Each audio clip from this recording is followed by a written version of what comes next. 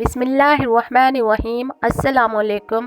आज की इस वीडियो में हम आपको बताएंगे हज़रत अली के फ़ैसले, काफ़रों का फ़रेब और हज़रत अली की दानिशमंदी। जिस रात रसूल सल्लल्लाहु अलैहि वसल्लम ने मदीने की तरफ हिजरत फरमाई, उस रात ने दो अजीम इंसानों को अज़मत की बुलंदियों पर फाइज कर दिया। वो दो इंसान हज़रत अबू बकर सदीक़ और हज़रत अली मुर्तज़ा हैं।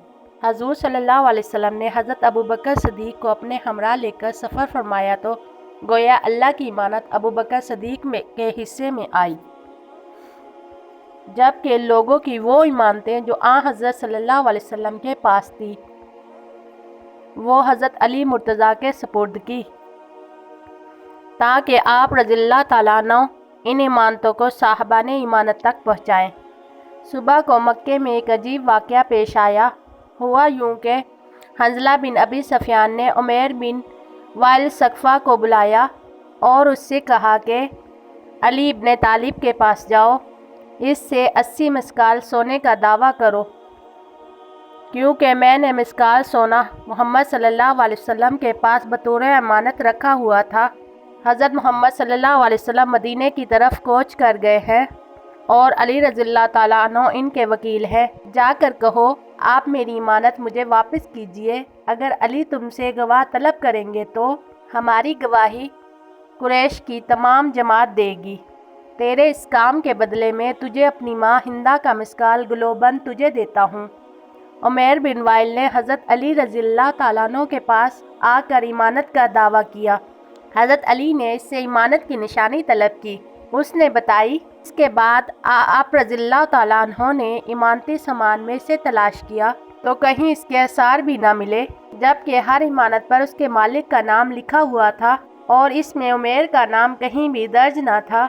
हज़रत अली रज़ियल्लाहु तआला अन्हु ने उमैर को बहुत समझाया। हज़रत अली ने उमैर को बहुत समझाया, तुम इस दावे में झूठे हो, लिहाजा बाज आ जाओ।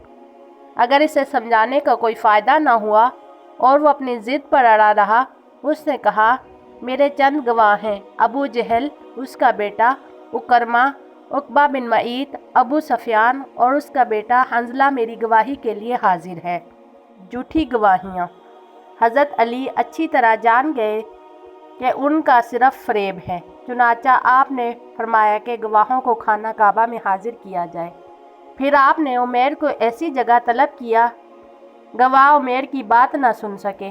आपने फरमाया, बरादर सकीफ़, बताइए ये इमानत आपने दिन के किस वक्त रसूल सल्लल्लाहु अलैहि वसल्लम के सपुर्द की थी?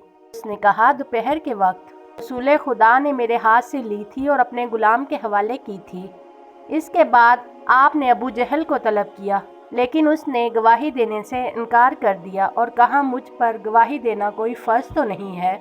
फिर आपने अबू सफ़ियान को बुलाया और इससे यही सवाल किया। अबू सफ़ियान ने कहा, गरूब आफताब के वक्त मोहम्मद सल्लल्लाहु अलैहि वसल्लम के हवाले की और आपने अपनी जेब में डाली। फिर हंज़ला को बुलाया, उसने गवाही में कहा, ऐन दोपहर का वक्त था जब यह इमानत मोहम्मद सल्लल्लाहु अलैहि वसल्लम ने ली, अपने हाथ में रखते थे, यहाँ तक कि उमैरा वापस आ गया।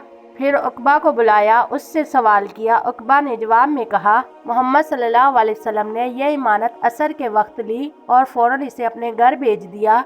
फिर अकरमा को बुलाया, उससे सवाल किया। उसने जवाब में कहा, मोहम्मद सल्लल्लाहु अलैहि वसल्लम ने यह इमानत तलू आफताब के वक्त ली थी और इस इमानत को फ़ातिमा बिनते असद के घर रवाना फरमाया था। जब उमैर ने मुख्तलिफ और मुतज़ाद शहादतें सुनी तो उसका रंग उड़ गया और जान गया कि इस हरकत से इसकी रुसवाई हुई है और इसे मज़ीद ज़िल्लत का सामना करना पड़ेगा। चुनाचा उसका रंग जर्द हो गया और चेहरे पर हवाइयाँ उड़ने लगी। हज़रत अली मुर्तज़ा ने फरमाया, ए उमैर, तेरा रंग क्यों जर्द हो गया है और तुझ में क्यों तब्दीली आ रही है? मुद्दई का इकरार। उमैर ने कहा, अली, मैंने जो दावा किया वो दरअसल किसी का मकरो फ़रेब था। अब मैं असल बात बताता हूँ, मैं रुसवा नहीं होना चाहता। मुझे इस मोहतरम घर बैतुल्लाह शरीफ की कसम, मेरी मोहम्मद सल्लल्लाहु अलैहि वसल्लम के पास कोई इमारत नहीं थी। असल में हंज़ला बिन अबी सफ़ियान ने मुझे लालच दिया और अबू सफ़ियान ने मुझे इसके बदले में दिनार और हिंदा का गुलोबंद, जिस पर उसका नाम हिंदा नक्श है, बतौर रिश्वत दिए हैं। मैं इन्हें वापस करता हूँ। चुनाचा कुरैश के सर खजालत से झुक गए।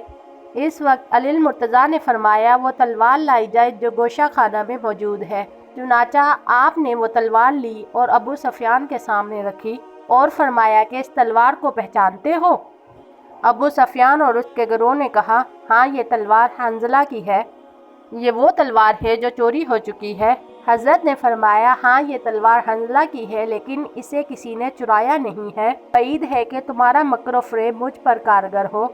इस वक्त आप रज़ियल्लाहु ताला अन्हु ने फरमाया, अगर तू सच कहता है तो बताओ तुम्हारा गुलाम महला अस्वद कहाँ है? अबू सफियान ने कहा, किसी काम के लिए ताइफ गया हुआ है। हज़रत ने फरमाया तुझ पर अफसोस है, इसके बाद तूने इसे देखा है? अगर तू सच्चा है तो उसे हाजिर कर। अबू सफियान खामोश और परेशान हो गया।